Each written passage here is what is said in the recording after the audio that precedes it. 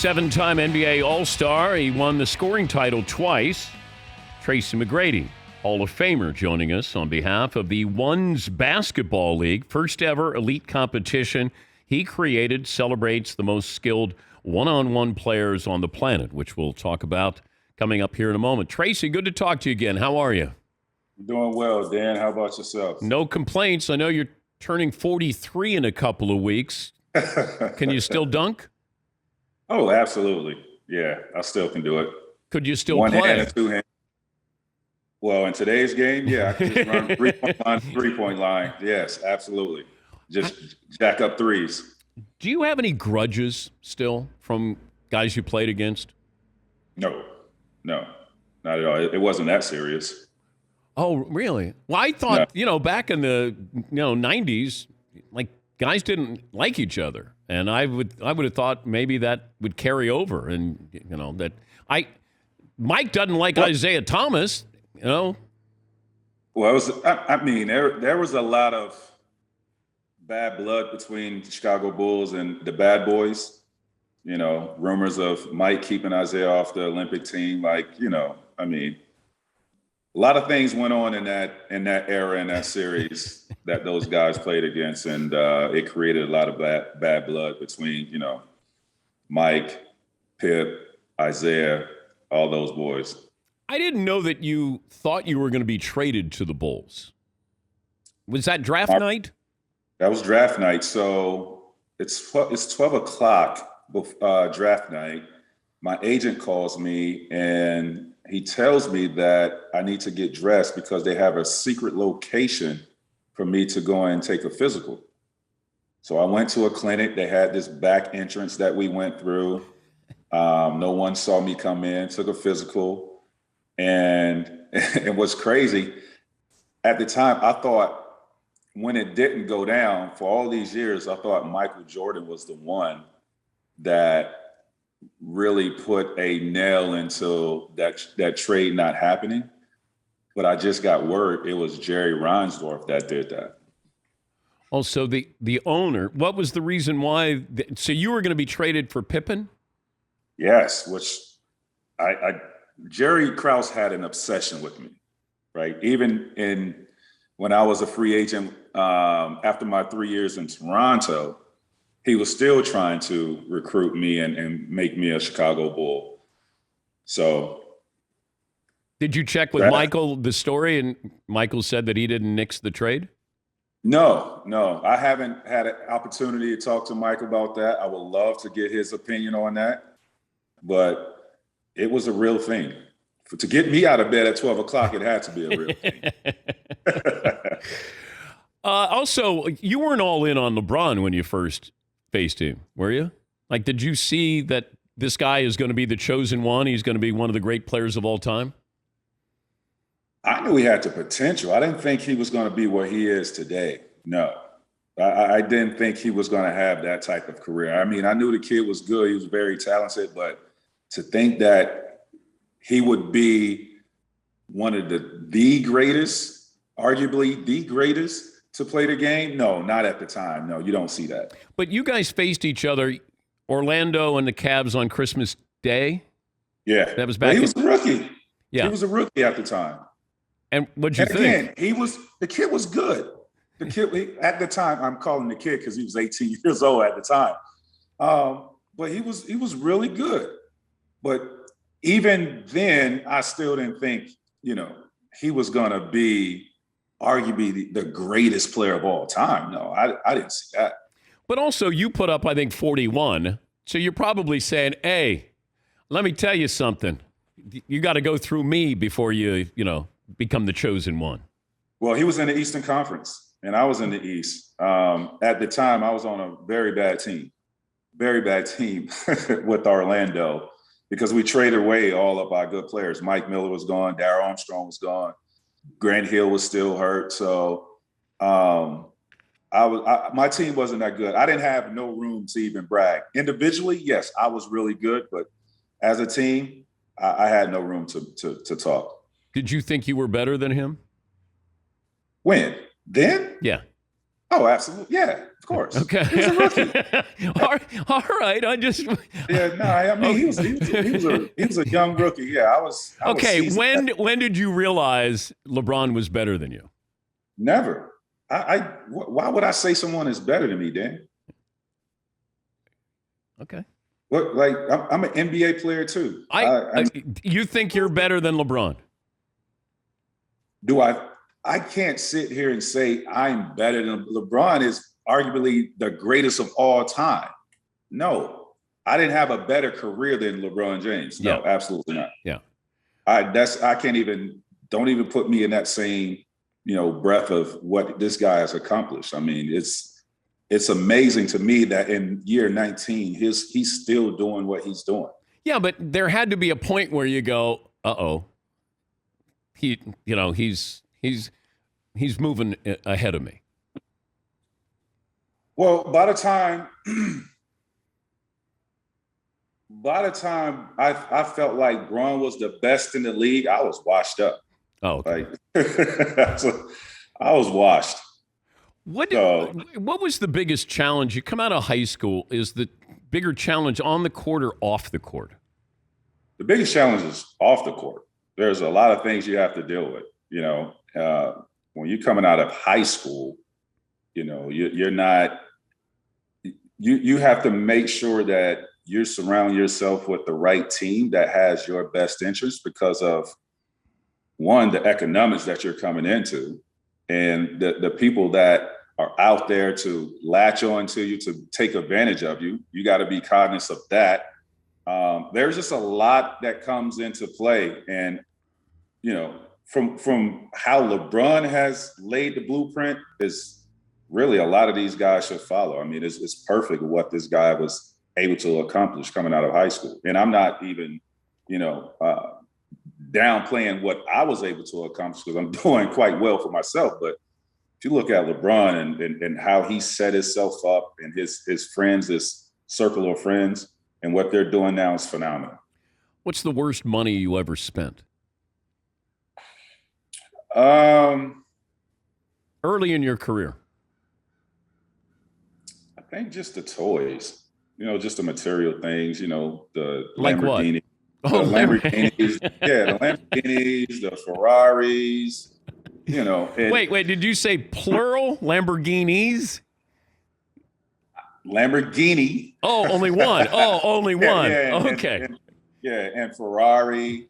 I also owned a plane. I bought my own plane, but I actually, I made profit off of that. But, just when I was younger, man, just the toys, the materialistic things that as I got older, I don't even care for those things anymore. I have 2 cars. And what are they? Just a Range Rover and an F-150. Okay. And the reason I bought my F1 because during the pandemic, I was going fishing every day. And I didn't want to use my Range Rover to put all the tools and stuff. I went and bought an F-150. Talking to Tracy McGrady, he and Yao Ming, a formidable duo in Houston, I think for 6 years. Yao Ming is a big man. Like, there are a lot of big men. That's a big, big man. But is he bigger than Shaq? He's taller and leaner than Shaq. Okay. He's not bigger than Shaq. But it's to see a 7'5" guy every day, you would think you would get, immune to that. Yeah. I never did. Yeah. I couldn't believe how big this guy was. Every single day I'm looking at him like, just shaking my head. You're a massive man. Did you ever dunk on him? I don't think I got the chance to, no. Did you? Because in practice, we were always on the same team. Did you dunk on Shaq? No one dunked on Shaq. No one dunked on Shaq. He wouldn't let you? No, that was one thing that he was not going to allow. And, he had his set of guys that he wouldn't foul hard, and I was one of those guys. But if I would have tried to dunk on Shaq, I would have gotten fouled really hard. Wait, explain that to me. He had a list of guys that he would go, okay, I'm not going to hurt you this time. Yeah, he had a list of guys that he wouldn't foul hard to be, a little tap, enough for you to feel it. But I was on that list. I think AI was on that list. Vince was on that list. I think, I don't know. I don't quite know who else. I just know I didn't get the hard fouls. I got you dunking on Mutombo here. I just saw. I was just with him this weekend, and we were arguing about that. Oh, what's there to argue about? He claims I only dunked on him once, but I told him it was multiple times that I dunked on him. But did he do the finger thing to you? He did. He did. He did the finger wave to me, and I dunked on him. I dunked on him one time, and I gave it back to him. Ooh. But yeah, it was always argument, and I dunked on him in practice when he was my teammate with the Rockets. Great guy, though. Oh, he's so much fun to be around. He is so much fun. Yeah, he's a character. So much fun. Tracy's joining us on behalf of One's Basketball League, the OBL. How did you come up with the concept of, who can get involved in this? So so we don't want NBA players, but if you have less than 2 years of experience of NBA experience, then you can get in. But it's 18 and up. And Dan, I want those guys that, have, they probably played college ball, didn't get an opportunity to play NBA or go across seas and play basketball. Or maybe they did go across seas, but these guys still have what it takes to play elite basketball. And they have a passion for it. And maybe when they was younger, along their journey, their basketball journey, something happened in their life to where they had to deviate off course, or they didn't just get the opportunity. They was told they're not good enough. To me, there are a lot of guys out here that, when it comes to one-on-one basketball, is some of the greatest talent you ever see. And I'm talking about on the levels of Kyrie Irving, a KD, a James Harden, Luka. Like, these guys are out here on these blocks in these streets playing pickup ball. And I built this for those guys. And so far we've went to Houston and Atlanta, and it's been some pretty damn good basketball games of one-on-one that, we have witnessed. Best one-on-one player of all time, in your opinion, is? From an NBA perspective, I have to say between Michael Jordan and Kobe Bryant, as far as their skill set. I don't know if there's a lot of difference between those two offensively. Is there? I think Kobe is more skilled. My opinion, I think Kobe is more skilled.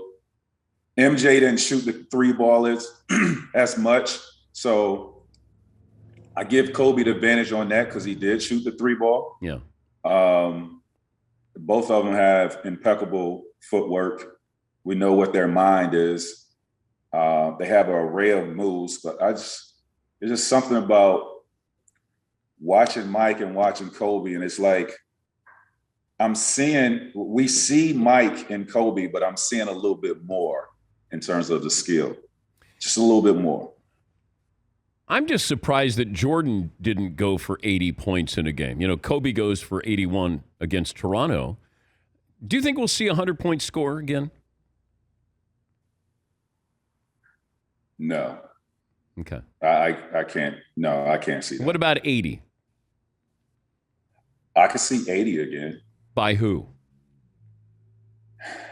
I don't think it's anybody in today's game, but I think somebody can come. I mean, Devin Booker had 70. Yeah. He was close.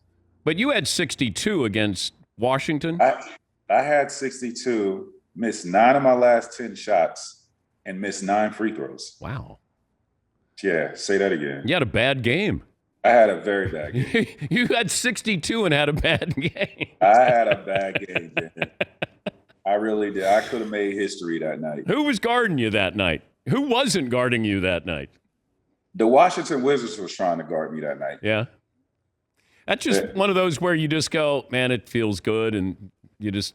It felt good, but it didn't feel great. Right? If that means anything. It felt good, but it didn't feel great. I've had games where I felt great, like I couldn't miss anything, like free throws, anything. That game was just, I had a little rhythm. I didn't have no rhythm at the free throw line because I missed 9 free throws. And that was uncharacteristic of me. I shot 80% or something like that. That was very uncharacteristic. It's great to talk to you. You look great and sound great. Good luck with One's Basketball League. And is there more information that people can get on this if they want to get in? I'm not going to try. And I thought about it. Like if you had it like an age group and we could go one-on-one with each other. It's just go to, oblhoops.com. That's where we have all the information. And for the season, we're going to 7 cities. Okay. We've been to Houston. We've been to Atlanta. Our next city is Chicago. And basically it's 32 participants in each city. And we have a 2 days where we play games, Saturday and Sunday. By the end of Saturday evening, we're down to 8 players. Those 8 players then on Sunday play a single elimination to win $10,000, right? The top guy wins $10,000.